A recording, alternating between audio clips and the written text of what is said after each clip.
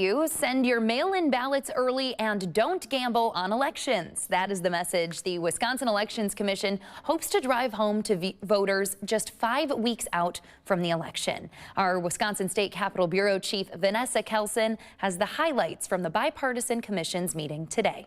The Wisconsin Elections Commission is working to remind voters of the rules ahead of August's election, like betting on the outcome of an election on Kalshi or Polymarke and then voting in it is a felony offense. It's a really good law for good reasons. The bipartisan commission adopted new guidance on Thursday, affirming it is illegal to gamble on and vote in the same election.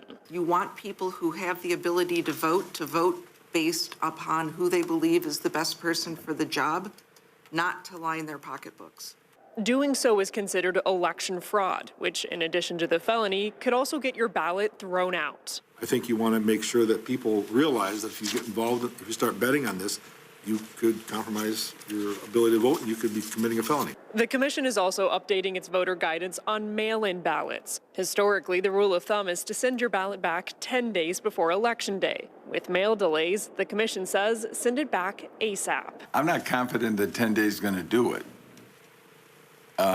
And there's just too much risk. Unlike other states, Wisconsin requires your ballot to arrive by 8 p.m. on Election Day, not just be postmarked by then, meaning mail delays could cause your ballot to go uncounted. What if it hasn't arrived on Election Day? Right? We need to tell people they're out of luck. Which, by the way, I think is an absolute ridiculous thing in our law that somebody should sue us over.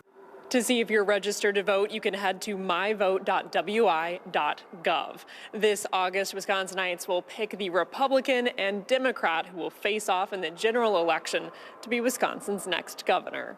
From the Wisconsin State Capitol, Vanessa Kelson.